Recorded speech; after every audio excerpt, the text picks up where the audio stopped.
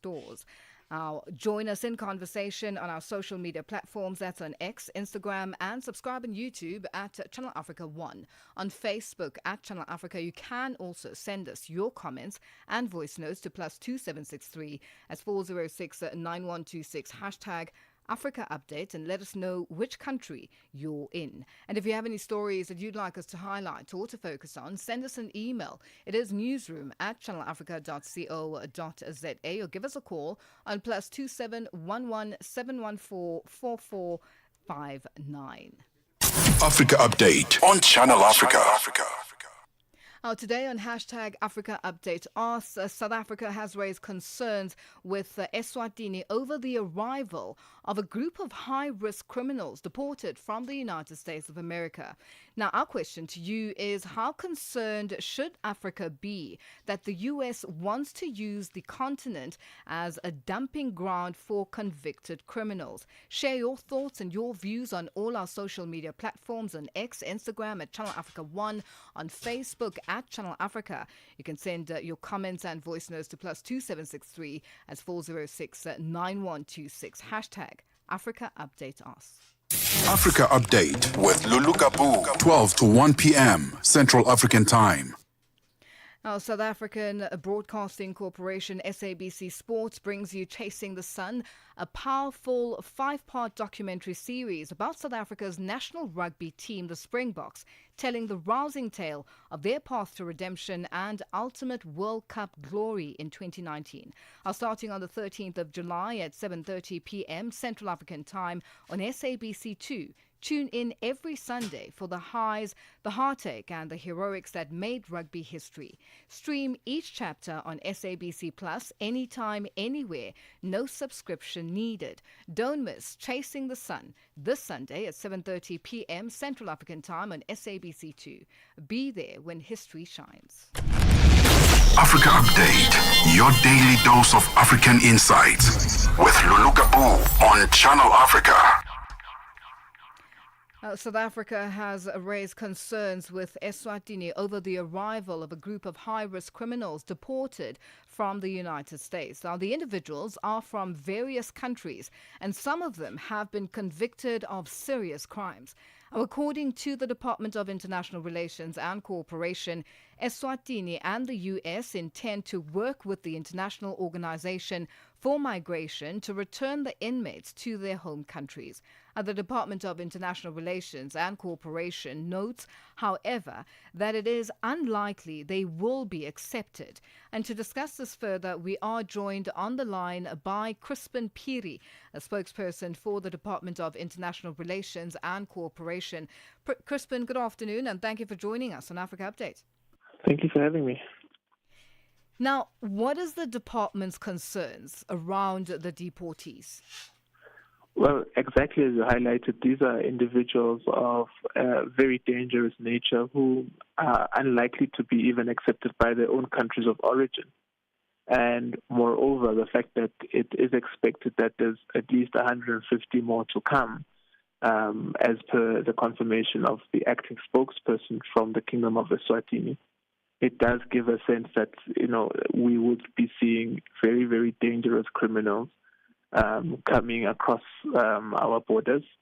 And this raises national security concerns, but also immigration concerns, because given the proximity of Swaziland to us, we really do seek assurances from the Eswatini government that they would be able to contain these very, very dangerous criminals.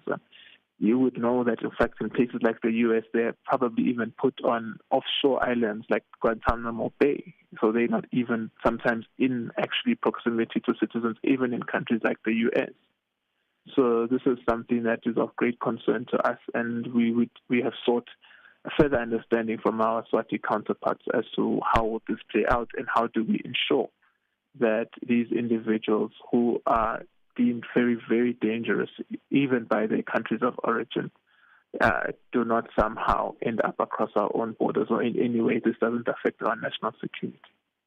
Now, There has been some outrage with regard in social media in terms of when this news broke out. I think 2 weeks ago, if I'm not mistaken. And has there been any communique from Eswatini to South Africa's government with regards to their decision to take these people on, and especially with 100 plus minus 150 more alleged to be coming through as well? Or is this the first time that there has been engagement coming from your department to the Kingdom of Eswatini? Yeah, it's the latter. It's the first time that there's been engagement from our department to the Kingdom of Eswatini, where the ambassador was actually called in by our DIRCO, by our government, to really then have a sense of how this will end up playing out. And what was their response? What was the ambassador's response? As we understand it, normally when you call in an ambassador, it's a message that needs to be conveyed to the capital.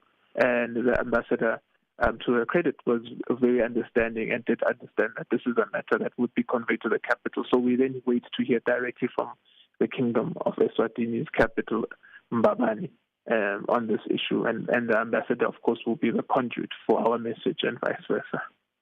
And what sort of timeframes have been put in place? Because this is now something that is very concerning. Apart from South Africa as a country being concerned about this, other neighboring countries are also more than likely concerned as well, especially with the fact that Eswatini is not the first country to take over, alleged criminals or criminals who are serving out their final days in prison. Countries like Rwanda have also done that, and Uganda is also being touted. So, what exactly? I beg your pardon, not Uganda. The DRC has also done that. So, why is it now looking like it's becoming a trend for the African continent to just accept what is coming from Donald Trump and his government?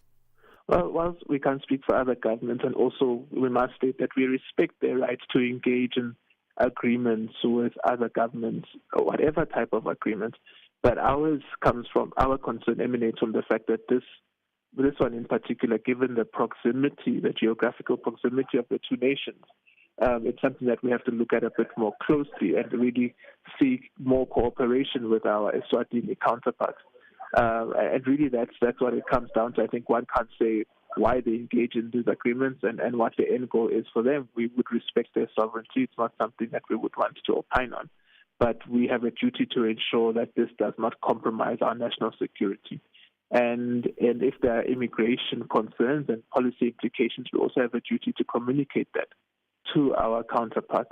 Around the timelines, where it's a matter that is receiving considerable attention, and we are then in the hands of the Eswatini government. Of course, we cannot dictate to them when they should get back to us, but we trust that our engagements are in good faith, our concerns are fully understood, and it's understood where we are coming from, and they would treat this with the urgency that it deserves.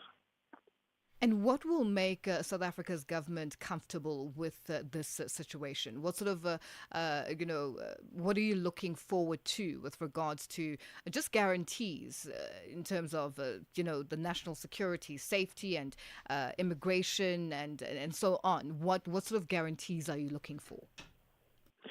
I wouldn't want to convey those now, because we would want to assess exactly how our counterparts in Eswatini then convey their message to us. But we would want, at the very least, guarantees around that how these people would be contained. It's very important to us, an understanding of what that containment entails.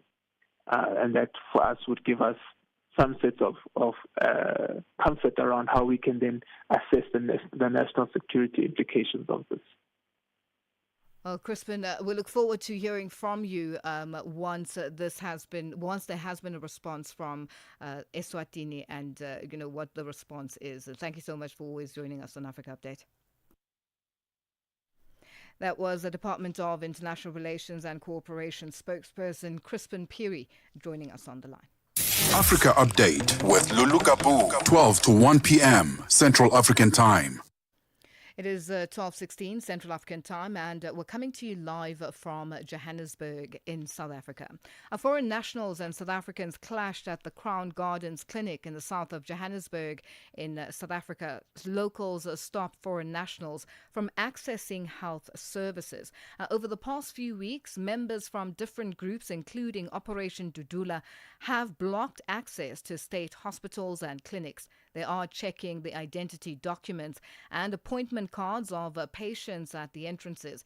They say foreign nationals, whether documented or not, are not permitted to enter. SABC reporter Calvin Lulu was there and filed this. We are outside the Crown Gardens Clinic in Johannesburg. That is where we got reports that there was a scuffle between foreign nationals and the South Africans. The scuffle is about the access of medication inside here. But let us introduce those who are involved. Thank you very much, my sister, for your time. You can just tell us what transpired, what happened today. Oh, okay. My name is Sponsor from March and March. Yeah, Tina siyi organization elwa nabantu bokufika ezweni lethu. So since we started this thing, I think it's about 2 months now. But today morning, I was at home, and then people that who were here at the gate, they call us. They say back up. When you arrive here, there's a lot of police here outside. They are forcing those foreigners to enter here at the clinic. So Tina masimela at clinic city Tina. We don't want any illegal, we don't want any foreigners, legal or illegal. We don't want them to get a health service here because our facilities are limited. We are trying to protect our facilities because now even amanesi wethu sebenza under pressure. We have to also introduce a foreign national who wants to also add on what is happening here. Boy, thank you very much for your time. You are saying you are coming from... I'm coming from Bangladesh. From 2005 I'm here. Okay, so now with this issue of illegal foreigners coming in here to access health services in South Africa, as a person who is not from South Africa, your reaction on that? Healthcare, what I know, whole world is free. Legally or illegally, as long somebody in there. You guys need to you follow the border guard. How do they come in? That is must be strong. Now whoever they're in, supposed to be they get healthcare. That I want to say, as a human being. So you are saying whether you are in South Africa legally or illegally, you must have... My point illegally is you guys' fault. How do they come illegally in the country? Where is the border management? Where is the border guard? Where is everybody? That is you guys now failing that way. And you'll take advantage.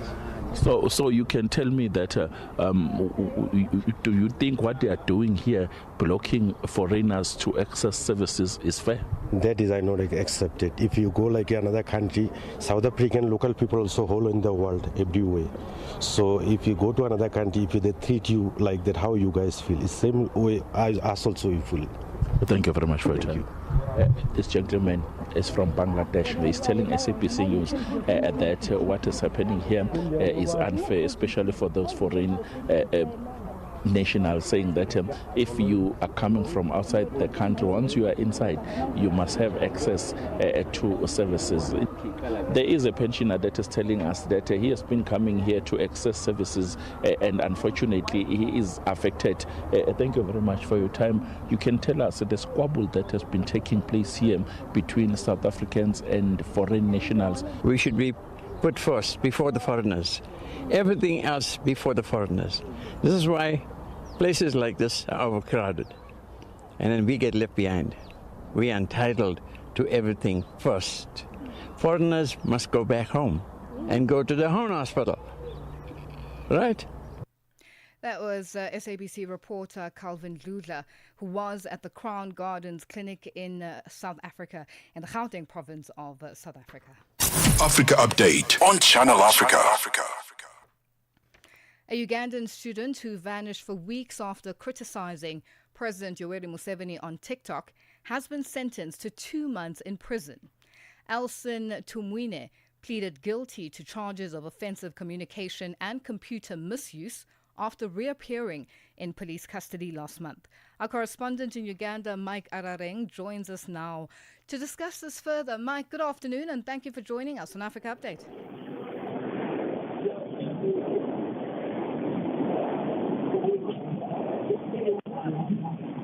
Mike, are you there?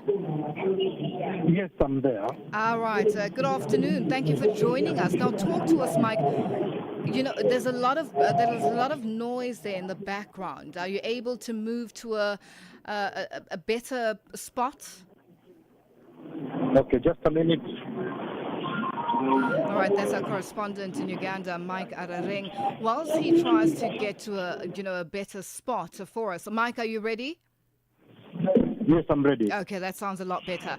Now, Mike, what more can you tell us about the circumstances leading to Elson Tumwine's disappearance in June? Elson Tumwine, a youth and a Makerere University finalist, was sentenced for 2 months in prison after he pleaded guilty to charges of offensive communication and computer misuse. It is alleged that Elson Tumwine insulted President Yoweri Kaguta Museveni when early in May this year, in his posts on social media, he accused the president of only apologizing to the Baganda tribe on offending them instead of mentioning all Ugandans in his apology to the nation. And also he accused the president of masterminding the killing of more than 100 people who were brutally killed. They were burnt in train wagon more than 30 years ago in eastern Uganda. President Museveni was addressing actually a crowd at Kololo Independence Ground last month when he said that he's apologizing to all Ugandans for all the acts he has made during his regime. And how has the public, and the opposition reacted to both, this sentencing and his disappearance and reappearance, and also his family? The opposition actually they have made a public outcry because this is not the first time TikTokers here in Uganda are being arrested. Because right now, if you go to the social media and try to attack His Excellency, the President and his family, you'll be arrested. And so far, about five TikTokers have been arrested. Those are the bloggers in social media have been arrested for such offensive abusing His Excellency, the President. So as we are heading for the elections, we're expecting more and more arrests, more especially to the young people who come out and abuse the president. Now, this obviously highlights the issue of freedom of expression in Uganda right now. And what are they saying about this? And clearly, as you've also just stated, that you're going to see more arrests. Defenders have come out to defend the Ugandans, and also Ugandans need to be also educated about how to use the social media, because there is a lot of freedom, especially for the youth who are actually frustrated. So they come out they explain their grievance through the social media platform. So in such cases, you find that most of the Ugandans need to be told what to do, especially to be very careful when they are using the social media to express their opinions. Mike, very quickly, just in wrapping up, in terms of the situation currently, Elson, facing this 2-month prison sentence, and has anyone managed to speak to him with regards to his own reaction after everything that's unfolded?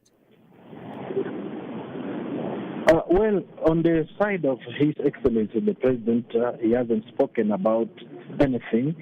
but most of the Ugandans, they are eagerly waiting for him to come out and say something, because if he talked about apologizing to his mistakes since he came into power way back in 1986, he needs to come out and also try to inform the youth, because the youth are the ones who are against him, they are against his policies, and as we are approaching the elections, as I told you before, more and more arrests are expected, and the opposition, they are actually making up a public cry every time, because such situation, it hinders the freedom, human rights freedom in Uganda. Yeah. Now, what I was trying to find out from you is Elson Tumwine.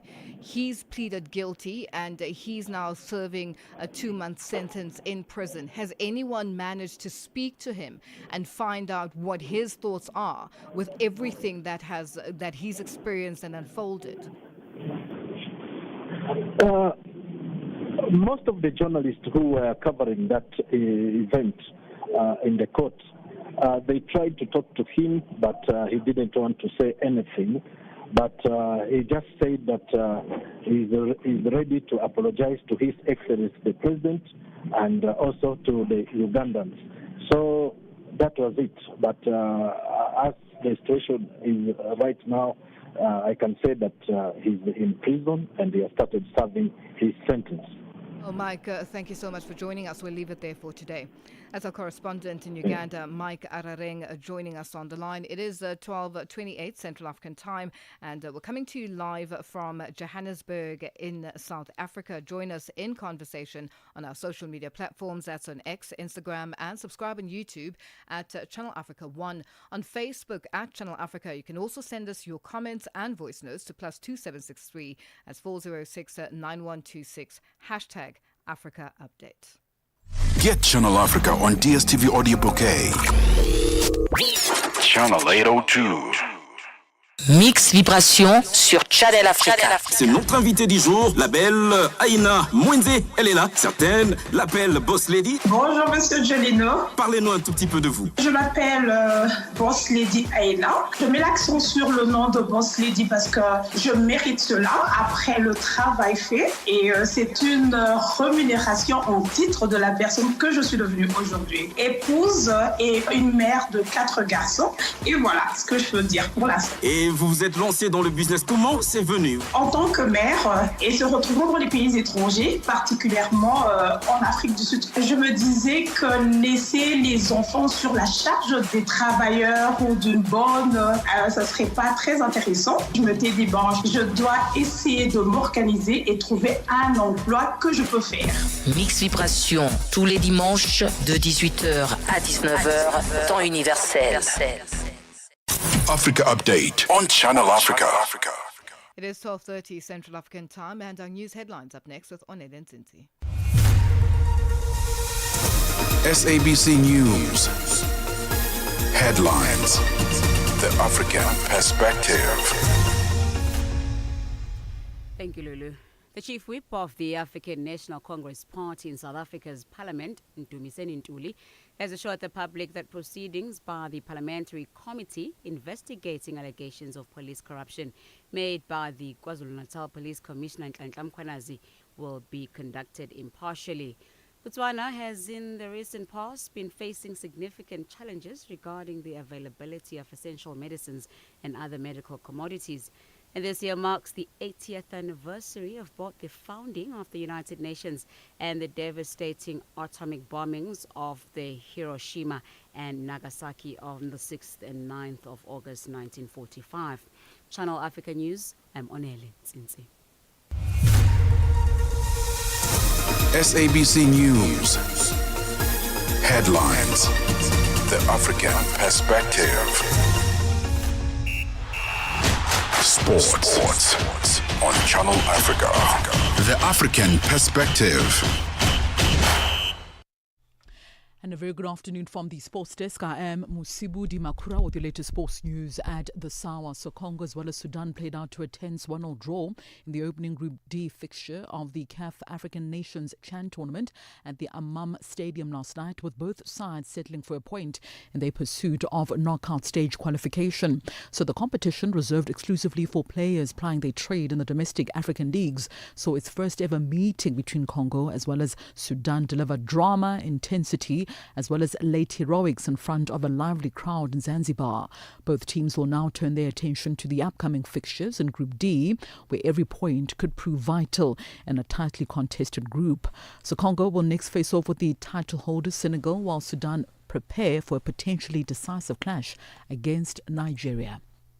On to this now. Kick for Life Academy Director Maleshwane Mohati says they are thrilled to make their debut as well as represent Lesotho in the CAF Women's Champions League COSAFA qualifiers.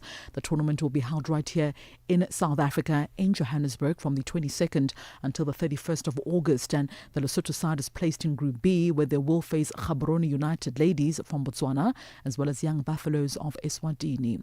Mohati shares how excited they are for the upcoming tournament and of course competing on the continental stage for the very first time in the history of the club. It is amazing. It is incredible. It is fulfilling.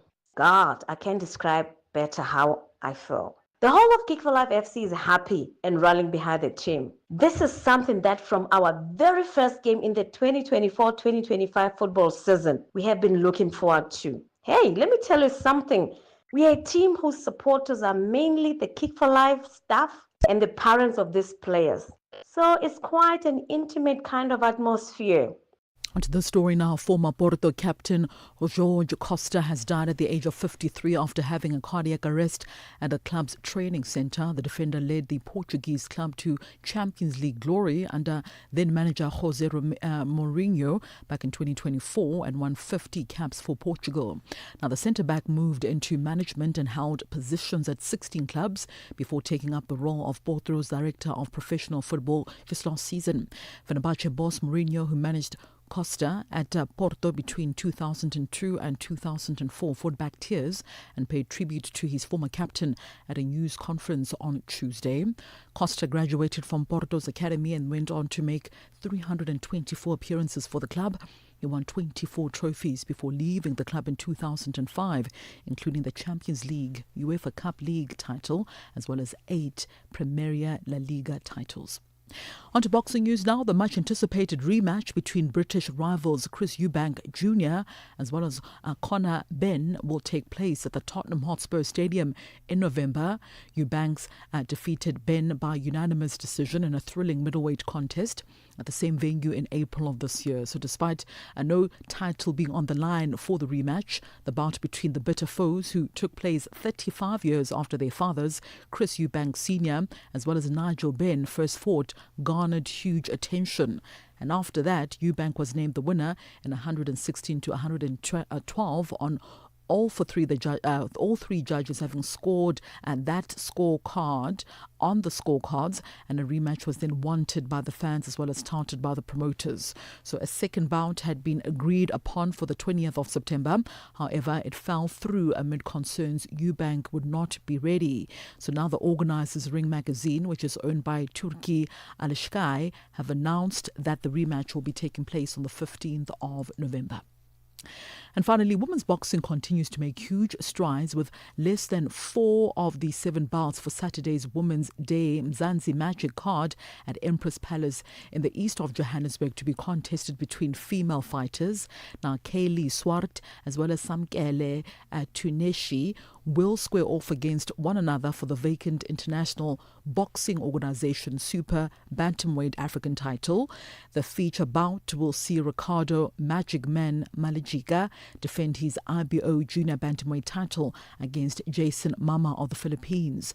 The chair of Boxing South Africa, Ayanda Kumalo, says providing a safe space for women in boxing is paramount. Even with us as Boxing South Africa, it's very comforting to see women coming into spaces that will be safe for them, spaces that will really empower them, in the long run. All right, so that concludes your sports news this hour. For any sports stories you'd like to share with us, simply send us an email to newsroom@channelafrica.co.za or call us on +27 11714 4459. For Channel Africa Sport, I am Musibudi Makura. Sports on Channel Africa. The African perspective. Africa in business on Channel Africa. The United States was very vocal at the beginning of South Africa's G20 presidency, and this is largely due to strained relations with South Africa at the time, that they were not really keen on participating. Where do they stand right now? The US is planning to take over the presidency of the G20 next year, and our understanding from them is that they intend to continue to do so, and therefore it is quite difficult then to be in a situation where you are not attending deputies' meetings or discussions during our presidency and then to take over the presidency next year. From a finance track perspective, there has been engagement. We've been working on a communique last week and this week here in Zimbabwe. What's important about that is that it's a consensus document. And so all the members in the room have to agree to the language that is used there. And our US colleagues have been part of those discussions and negotiations. Bringing the African markets into your home. Channel Africa, the African perspective.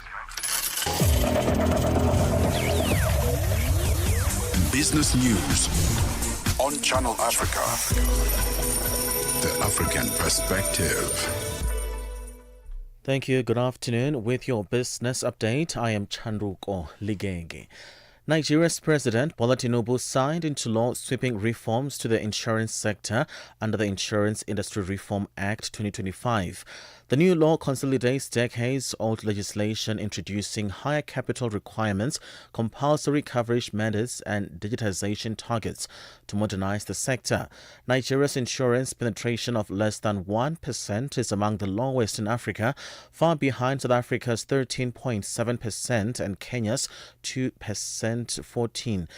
Despite this, gross premium written reached $1.9 billion by the end of 2023 and is projected to hit $7.84 billion by the year end, attracting global insurers like Sanlam and Allianz betting on long-term growth.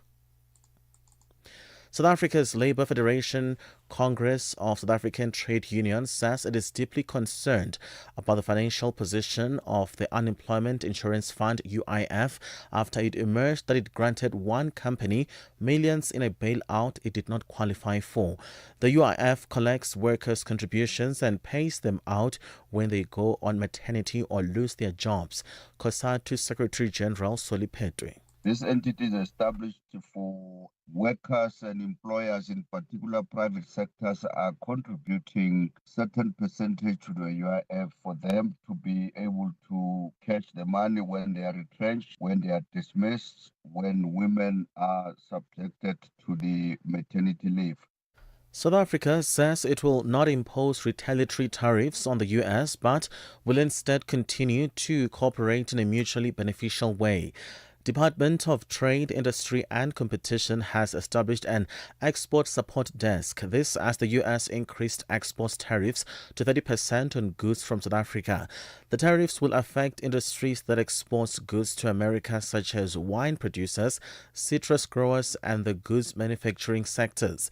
Spokesperson for South Africa's Department of Trade, Industry and Competition, Kamil Ali. The government is committed to ensuring that the relationship continues on a mutually beneficial basis and a basis that protects South Africa's national interest as well.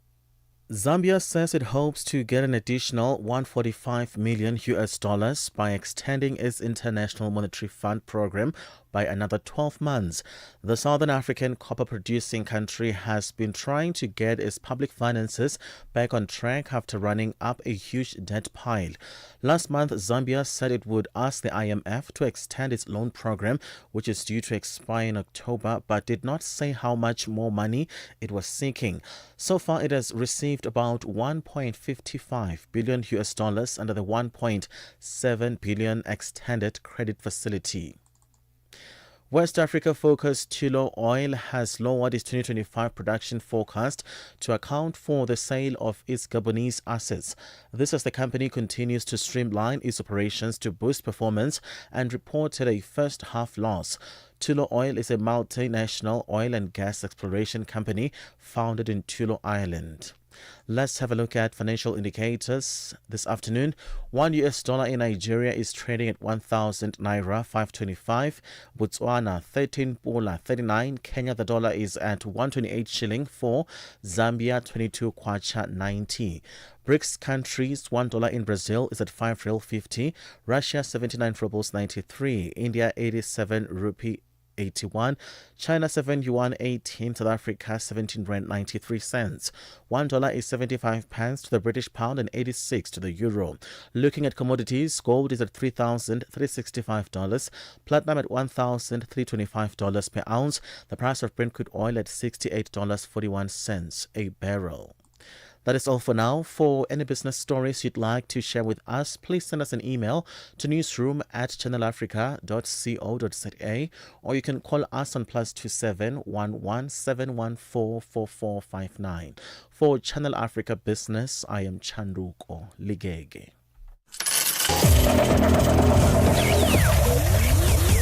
Business news on Channel Africa.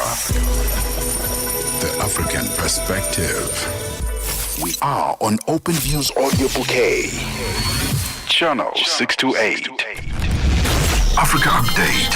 Your daily dose of African insights. With Lulu Gaboo on Channel Africa. It is 12:43 Central African time, and we're coming to you live from Johannesburg in South Africa. And the United States is considering reviewing Kenya's status as a major non-NATO ally over suspected links to armed groups and human rights concerns. The United States is looking to roll back military and intelligence ties, as well as its continued engagements with China.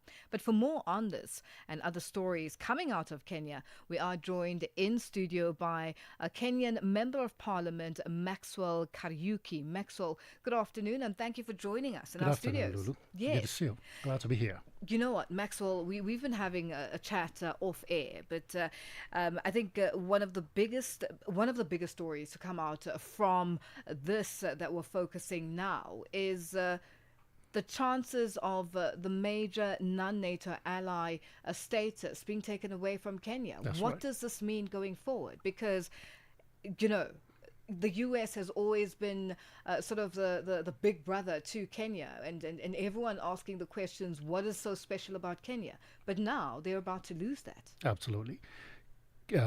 Lulu, Kenya is of geostrategic importance to the US, and our bilateral relationship on trade, security, anti-terrorism goes back to a very long time. Now, Kenya was conferred the designation of MNNA last year, Major Non-NATO Ally, and it's one of the 4 countries globally to receive this status recently. And this partnership grants Nairobi several U.S. security and defense benefits. And some of them include joint counterterrorism, intelligence and military support, priority access to U.S. military supplies, and financing, participation in defense research and development. And if you will understand, America and Africa has got several joint initiatives on military and anti-terrorism. Loans on military equipment for all cooperatives. But now, U.S. Congressman by the name of Senator James Rich submitted this motion for review because of the things going on in our country lately and since William Ruto became the president of Kenya. U.S. is very keen on matters of governance, human rights, leadership, and all of that. And when the first anti-government riots happened in Kenya last year, we saw how the government descended on the youth and the protesters with unchecked brutality.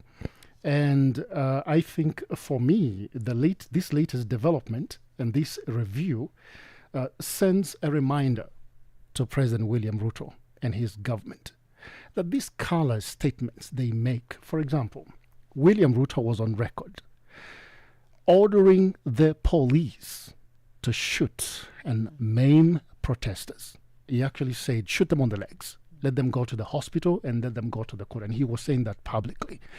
Just a few days prior to that, his lieutenant, the Minister of Internal Security, Mr. Kipchumba Murkomen, was ordering the police in full glare of cameras to shoot Kenyans. Any Kenyan who dares approach a police station, whether they are looking for help or looking for any other type of assistance, he said, shoot to kill. And it is this kind of statement that worries Kenyans and worries the international community. And this is a reminder to them that their actions, covert or overt, whatever they do, whether behind the scenes and whatever they discuss in State House and decide to hoodwink Kenyans, these actions are receiving scrutinization and they are being watched. And in due time, sooner or later, an account will be demanded of them. Justice will be demanded of them. Now, a lot has unfolded. You touched on something that's key, and also the fact that not only shoot and maim them, but shoot to ensure that we remain in power, basically, and we send the message across. Right. But he didn't think that the Gen Z, the young people, the youth, would stand up and face government. Because we saw, visuals of within social media on our TV screens where young people were marching in protest with tear gas being thrown at them and still standing strong. So what does this highlight about William Ruto as president of Kenya and the government as a whole? There is a South African politician that I admire, Dr. Rampele Mampele. And she said in 2012 that African leaders change when they are forced to change. My former patron at the Thabo Mbeki School of Public and International Affairs, President Thabo Mbeki, told us in 2012, he sounded a warning to African leaders to brace themselves for more Arab uprisings as long as they continue to be preoccupied with their own interest and not that of the people. William Ruto did not think. I mean, he thought getting to power is just easy. And when you get there, you do as you want. He didn't expect accountability. And before that, there is Prime Minister Raila Odinga. He is the man who was known to have opposed government and to lead protest. When Uhuru was president, when they were newly in power with William Ruto, Raila Odinga led protest against Uhuru and Ruto. And the government was hard on them. But this ones of Gen Z caught everybody off guard, including President William Ruto. And I can tell you the truth. William Ruto refuses to see the truth. He is insensitive to people's grievances and public pain. He sees the Gen Zs as enemies. Instead of listening to them, he believes something else. He believes what he want to believe in. But I think the time has come for him to accept the reality that Kenya now has got new members of parliament. They may not be in the House. They may not be driving vehicles and having all the trappings of the office. They may be ordinary boys and girls, these youths, the Gen Zs, that are demanding accountability from him. And they're asking him to shape up and do things accordingly. Now, what's interesting for me is, what about the people that work with the president, his advisors, ministers, people that he's brought in to governance? Why are they not able to open his eyes and say, listen, this is unraveling, this is what's happening, and young people are dying, protesters are disappearing and being found killed, but with no accountability, as you mentioned.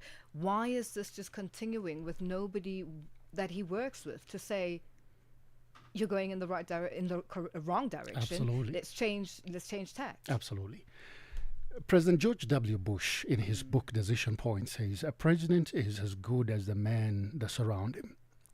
Sadly, that's not the reality in Kenya. President William Ruto is surrounded by yes men, and it's his way or no way. We have had several government ministers resign from his government. One of them was the former Attorney General, Mr. J.B. Muturi, the deputy president whom he impeached. These guys are given accounts of the president's character. He doesn't listen. He doesn't want to listen. He doesn't want to be advised. It's his way. He is surrounded by ceremonial advisors and ministers who are just ministers in paper. But when it comes to the qualities of a president, a great leader, one of them being able to be advised and to listen, he doesn't have that. Now, an interesting fact, the former President Uhuru Kenyatta and William Ruto meeting recently. What message does it convey to the country at this point in time? These are presidents, a former president and president currently, who were at loggerheads, who were rivals at some point. If William Ruto was Uhuru Kenyatta's deputy, right. And Raila Odinga was on the outside. And today, Odinga is at a post at the AU Commission. And here we see former President Uhuru Kenyatta now stepping up and meeting with his rival to have some sort of discussions. What came out of those discussions? Were they made public? Lulu, they say politics is a game, and a very interesting game. And they say that there are no permanent enemies in politics. At the end of the day, what we have come to realize in Kenya, Ruto may be a bitter rival with Uhuru Kenyatta. Uhuru Kenyatta may not want to see Raila Odinga, but at the end of the day, this ruling elite in Kenya, they've got clubs where they meet after fighting, and they enjoy a glass of wine and mojitos and all of that. Their kids go to the best of the schools. But here is what people are speculating. People believe that it could be that Uhuru Kenyatta, first of all, Uhuru Kenyatta appeared there as a lead envoy for the DRC peace process. So it's not that he went on his own, and it's not that William Ruto invited him. He went there alongside President Mnangagwa, former President Masisi of Botswana, and other African statesmen. But now, because the regime of William Ruto is losing public trust, his media and his bloggers took the opportunity to capture those moments of the two to try and up the confidence of the people in them. But this is what I'm going to say to you, Lulu. The coming together of Uhuru Kenyatta and William Ruto does little, very little, to address the grievances of the Kenyans. Because at the end of the day, these guys care about their bellies and their interests. And that is a sad reality. Corruption, LGBTQ issues, constitutional sovereignty and public dialogue. These are big sticking points in Kenya. Why are we seeing this now? It seems to be unraveling. In terms of democracy for the people of Kenya. That's right. And in the east of Africa, I mean, That's Kenya right. is a leading country. Absolutely. Yeah. So why are we seeing all of this? Corruption also being a major player. I'll give an example. Last year, President William Ruto was voted the second most corrupt leader in Africa, or in the world, but I believe in Africa. Now, that is the man who is in charge of our state resources. The fish rots from the head, Lulu. And you can expect, if the fish is rotten from the head, you can expect what is going to happen to the rest of the organs. Corruption continues to plague our public institutions, undermining development efforts and fueling public anger due to perceived impunity among the powerful. I'll give you an example. There is a former governor of one of the provinces, rich provinces that borders Nairobi City, Kiambu province. The former governor was found guilty of corrupt dealings, and he was sentenced to 12 years in jail. That was a few months ago. We're talking about 3-4 months ago. He was sent to jail. Guess what? The governor is out of jail just about last week. You know, I don't know what processes they applied, and they gave him bond pending this and that. And corruption is rarely punished in Kenya. You know, I mean, it's in Kenya, it's easy to send a thief of a chicken to hang, you know, but to set free a person who is accused of corruption worth of millions of dollars. I'll give you an example. Just yesterday, the Auditor General in Kenya flagged discrepancies and irregular transactions flowing from a central government payment something, you know, called, you know, and this money was flagged the money is worth $84 million US. It's going to irregular bank accounts belonging to individuals. And when research is done, Lulu, they find that these individuals, just along the line, these people are connected to the who's and who's of Kenya. You know, I wish we had more time, you know, and unfortunately time is quite elusive today. But let's talk about the proposed bill to remove presidential terms, allowing President Ruto to remain in office beyond 2032. A few years ago, when Uhuru Kenyatta was in the U.S., he was being interviewed, I believe, by Richard Quest. And there was that proposal. You know, there is a group of folks in Kenya, you know, a cabal, a cartel of powerful mafia men. And they were saying, hey, Uhuru Kenyatta is too young to retire.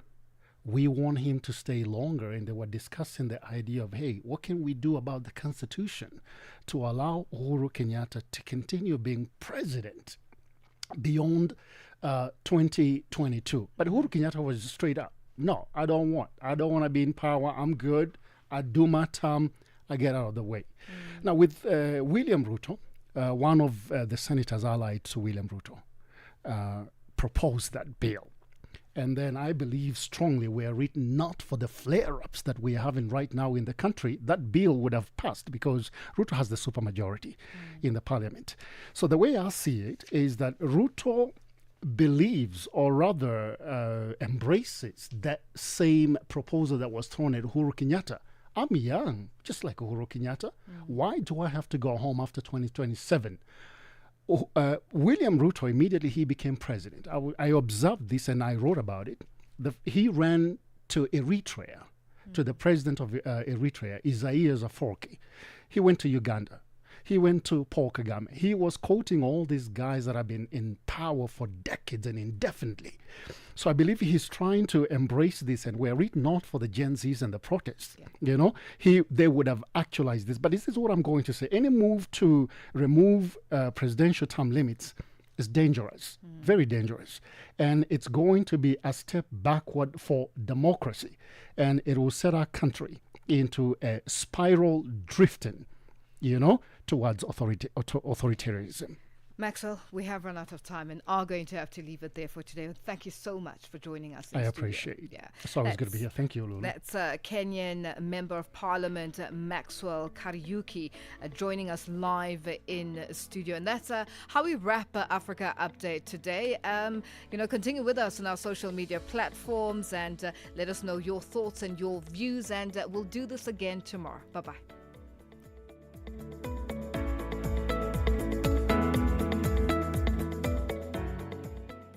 Tune in and turn up the volume. This is Channel Africa. SABC News. The African Perspective. Looking at your latest news this hour, the chief whip of the African National Congress Party in South Africa's parliament, Dumiseni Ntuli, has assured the public that proceedings by the Parliamentary Committee investigating allegations of police corruption made by the KwaZulu-Natal Police Commissioner Nhlanhla Mkhwanazi will be conducted impartially. This as concerns mount over the appointment of ANC MP Soviet Likhanyane as chair of the committee. Opposition parties have criticised his appointment, citing potential bias due to the involvement of the ANC figures like the suspended police minister Senzo Mchunu in Mkwanazi's claims. Duli says ANC members of the committee understand that their mandate is to serve the people of this country. As the chief whip of the ANC and the members of the ANC who serve in that committee, we are quite determined to ensure that we deal with this issue for what it is. And we have no intention whatsoever to protect anyone, including members of the ANC who may be implicated in one or the other. Foreign nationals and South Africans clashed at the Crown Gardens Clinic south of Johannesburg in South Africa earlier. Locals were stopping foreign nationals from accessing health services. Over the past few weeks, members from different groups, including civil society organization Operation Dudula, blocked access to state hospitals and clinics. They are checking the identity documents and appointment cards of patients at the entrances. They say foreign nationals, whether documented or not, are not permitted to enter. Member of the March and March, Ponso, explains. We don't want any illegal, we don't want any foreigners, legal or illegal. We don't want them to get a health service here because our facilities are limited. We are trying to protect our facilities because now even amanesu to sebenza under pressure. Families and survivors of the apartheid-era human rights violation in South Africa, together with the Foundation for Human Rights, say that they strongly oppose the government's application to delay the constitutional damages case that they brought against it. The matter is scheduled to be heard in the High Court in Pretoria tomorrow. Busi Bopela explains.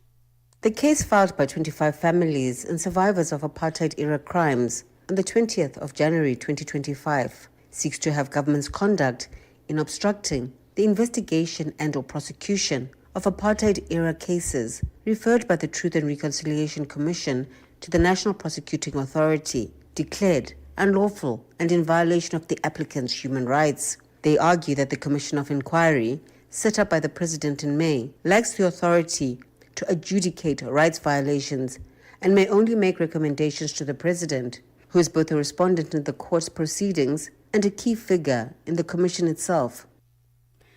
Botswana has in the recent past been facing significant challenges regarding the availability of essential medicines and other medical commodities. Addressing Botswana's parliament yesterday in the capital Gaborone, Health Minister Dr. Stephen Modise says his department is currently not able to offer all comprehensive health services that it should under normal circumstances. Modise says the development has directly impacted the country's healthcare system to the brink of collapse. Madam Speaker, the Ministry of Health is currently not able to offer all comprehensive health services that it should be able to under normal circumstances. This situation has been aggravated by the outstanding financial obligations owed to suppliers and private health facilities, amounting to more than 1 billion pula. These arrears have directly impacted our ability to procure and supply necessary medical products to the public and health institutions on time and in adequate quantities. Lastly, this year marks the 80th anniversary of both the founding of the United Nations and the devastating atomic bombings of the Hiroshima and Nagasaki on the 6th and 9th of August 1945.